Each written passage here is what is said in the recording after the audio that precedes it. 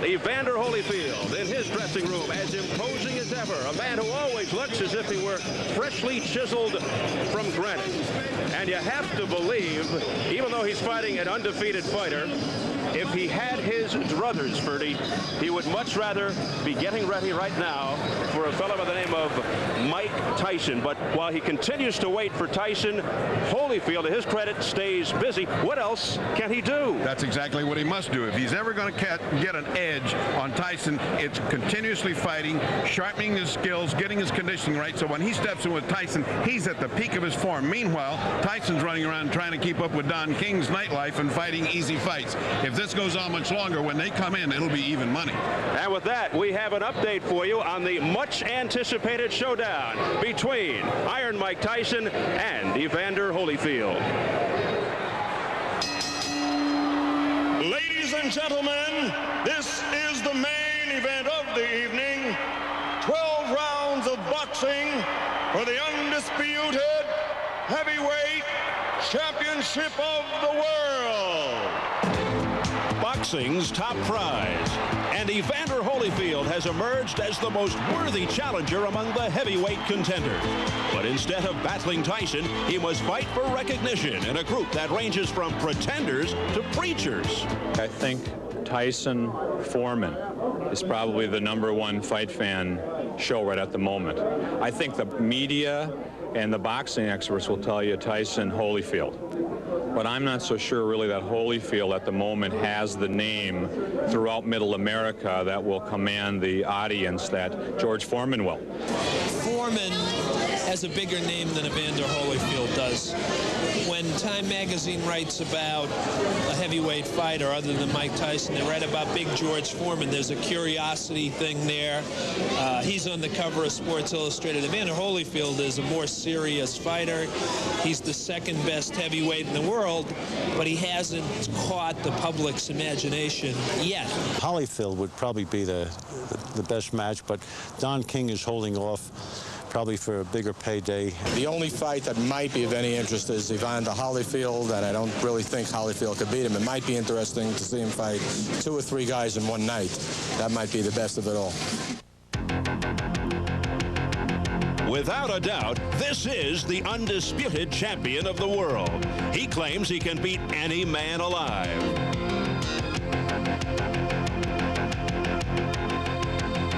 Iron Mike Tyson and Evander Holyfield are on a collision course. Holyfield has earned the right to meet the champion.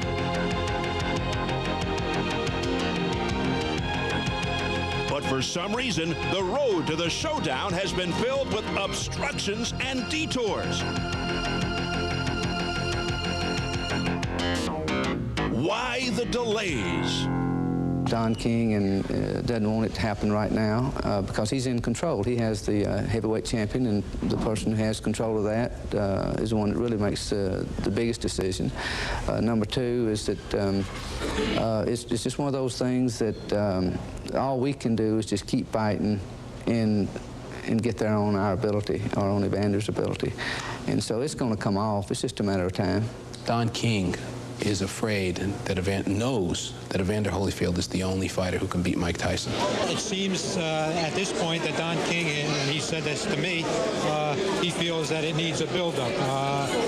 One wonders, though, if there are other motives here, whether King's enmity with the DUVAs who are involved with Holyfield is part of his reason for not making this fight go right away. Y'all been using me for the scapegoat for too long now.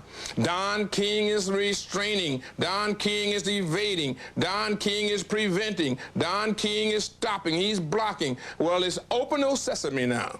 You know what I mean? Come all ye heavy laden. You know, bring your burdens on and your purses, because we gonna whoop Evander Holyfield and give him a good old-fashioned Southern whooping, and he knows how that is. Finally, Don King and Mike Tyson have agreed to accept the challenge of Evander Holyfield. Why did it take so long for them to acknowledge the #1 contender? Was it because King wanted to control Holyfield's future the way he does Tyson's? I have never ever asked for an option on Evander Holyfield. If one was offered to me and I thought that it was in the best interest of Mike Tyson, I would take it. But I have never asked for any options on Holyfield. There's never been a hold-up on options. There's never been an instrument of contention where we're concerned with Holyfield. When the former cruiserweight king stepped up to the heavyweight ranks, he had to prove he belonged there. Holyfield's destruction of Michael Dokes served notice to the boxing world that he was the top contender, and began to convince King of the box office potential of Tyson versus Holyfield. For an encore, Holyfield flattened Adelson Rodriguez.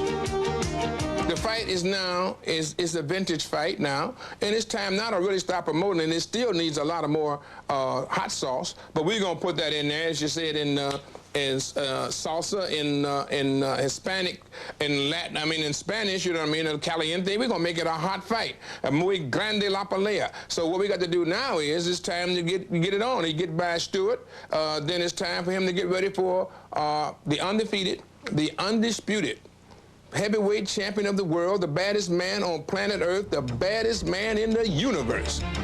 Team Tyson has picked up the gauntlet. So when will we see the showdown? We want Evander Holyfield, and we want to be able to get him sometime in the very near future. It ain't but 2 pay-per-view dates to go on. It's June or November. And so Evander Holyfield certainly will be on one of them, preferably on June. So if we can work out all the little details and what the DUVAs can do their little Indian dance and make themselves important, then we can make the match and do it as quickly as we possibly can. So there's no more playing around now. It's all over, Dan. It's all over, Lou. Get ready to bring your gladiator to the center of the ring. And we will be right there to meet him live and in living color. Well, as they say, you heard it here first. We should point out that those remarks by Don King came before Mike Tyson took ill, thus forcing postponement of the November 18th fight with Razor Ruddock in Edmonton. Now, we spoke to Don King today from London, and here is what he told us.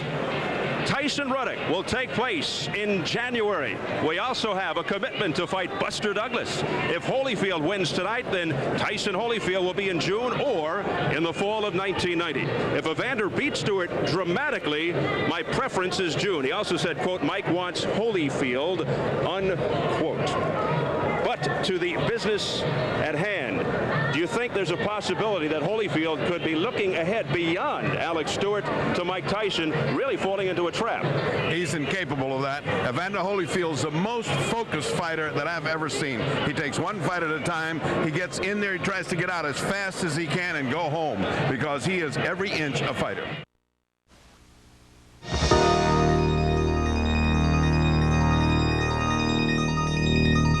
We had expected to be coming to you live from Edmonton in Canada, but an illness to heavyweight champion Mike Tyson forced postponement of his 10th title defense, so the champion packed up and came home.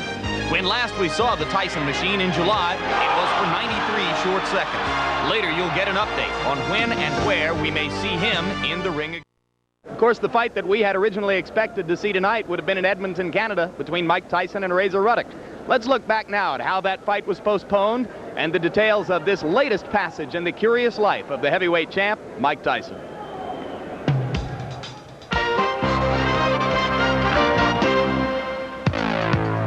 Iron Mike Tyson's 93-second disposal of Carl Williams marked a bittersweet ending to his 9th successful title defense. To put it bluntly, Tyson's fights haven't lasted long enough to satisfy Las Vegas and Atlantic City casinos, who are now hesitant about dishing out multi-million-dollar site fees to Don King for the right to host Tyson's quick executions. Mike's cameo appearances in the ring have yet to worry his promoter. King's solution is to take the Mike Tyson show on the road to foreign countries willing to pay the big bucks to watch the heavyweight champion. Tyson's first stop was to have been this evening in Edmonton, Canada, where local promoters had put up $3.5 million to host what they were calling the Cold War between Mike and Jamaican-born, Toronto-raised challenger Donovan Razor Ruddock. As usual, Tyson arrived in Edmonton 4 weeks early to train, and acclimatize himself to new surroundings. But on the very first day of training, there were indications the fight was in trouble. That sluggish feeling you're feeling right now is only from traveling. It'll leave you. That's why you're here a month, to get that out your system. That's why you're feeling like that. I have a slight cold. I get my cold out. I just had a rough week. Are you going to try and maybe hit some of the night spots in town? No. A second smoke signal went up when the champ, having looked lethargic, having complained of illness during his workouts, missed 4 days of training. King flew in Tyson's personal physician from Las Vegas. And then, on a Wednesday, a news conference was held, and the Cold War in Edmonton was temporarily put on ice. Mr. Tyson is and has been bothered by a condition known as costochondritis. It's a pleuritic chest pain. Because of that condition, it will be impossible for him to fight November 18th and for us to hold the fight card. The lining of the lung on the inside gets an inflammatory process in it, and anytime you breathe or you take a deep breath, it causes you to have the pain. And for somebody, in his condition to be able to go and spar or fight, and we don't want him to get hit on the ribs or any of that sort. But in the meantime, he cannot jog, he cannot run, he cannot spar, so there is no way we're going to allow him just to do that. Co-promoter Ed Bean had put up the money to host the fight. The cancellation took him by surprise. This thing came on so quickly, we're going to have to sit down, we're going to look at our contract again, we're going to have to study it, and then we're going to have to negotiate and talk with Mike, or with Don King. All I can tell you categorically is that we want to fight, and we want to fight in Edmonton, and we want to fight Razor Ruddock if he's still around. And there's no question in Ruddock's mind that he will be around. He's accepted the cancellation and says he will use the extra time to better prepare himself. I'm looking forward to the fight. I have no animosity against him. I'm an athlete. I'm a gladiator, and I'm looking forward to the challenge.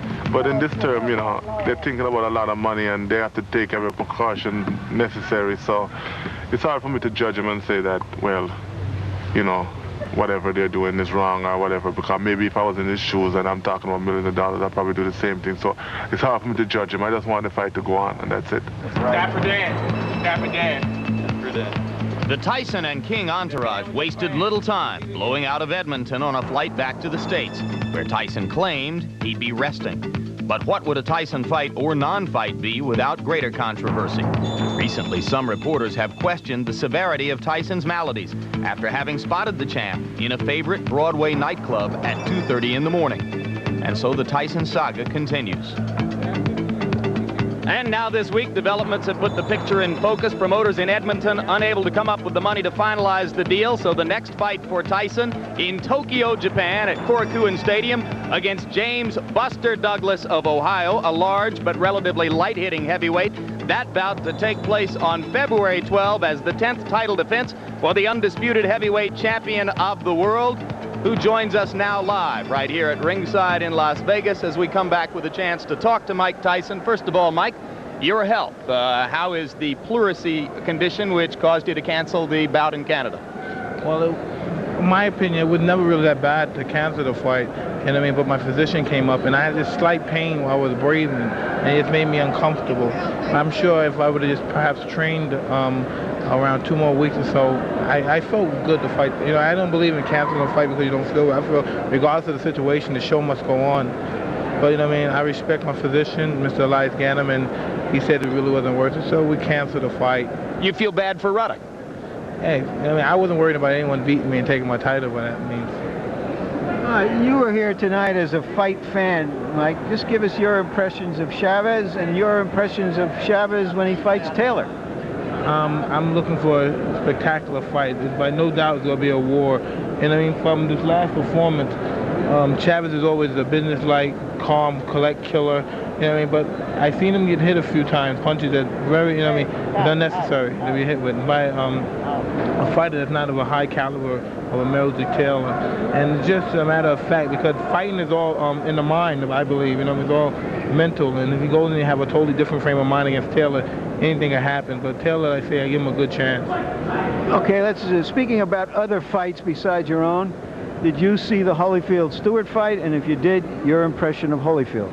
Well, it's tough. He was in there with a guy that was up for the occasion, and it's hard to fight well against a guy that's in there, and he's totally up for that fight. He's up particularly for you. He dreams about you, he thinks about you, he's nervous, and that's all he thinks about. And he was up for the fight. He was hurt a couple of times, but he refused to go down because, like I said before, the heat of the moment, the adrenaline's pumping, and he wanted to give a good account of himself, and he came to win. Which brings us to the obvious question. You're fighting Buster Douglas in Tokyo on February 12th. You know that the real public interest is not in a Buster Douglas fight, but when are you going to fight Evander Holyfield? Printed reports this week suggest it'll happen in June. Will it? Well, I don't know anything about the fights, but like I said before, I'm not worried by no means of anybody taking the title. So whatever it is, I mean, if you were in shape, you'd fight him tomorrow. By all means. We know you're not concerned about the opponent. How do you regard Holyfield in relation to other heavyweights you've fought? I mean, he seems to fight with a champion's heart. Well, like I say, I'm watching him fight. I'm a Holyfield fan just from watching it because I enjoy watching him fight. He's an exciting fighter, and he punches in good combinations, and he shows, as you said, the determination and the will of the champion. And I always look forward to matching my skills with his. But like, as everything else, by all means, he's a good fighter. I may even see an outstanding fighter. When are you going to training for Tokyo, Mike? Well, believe me, I'm training now. All right. Thanks very much for your time. Best of luck to you. And we will see you again February 12th, Korakuen Stadium, the Big Egg in Tokyo, Japan. Yeah. So the heavyweight champion makes his way back to an adoring public, which has mobbed us.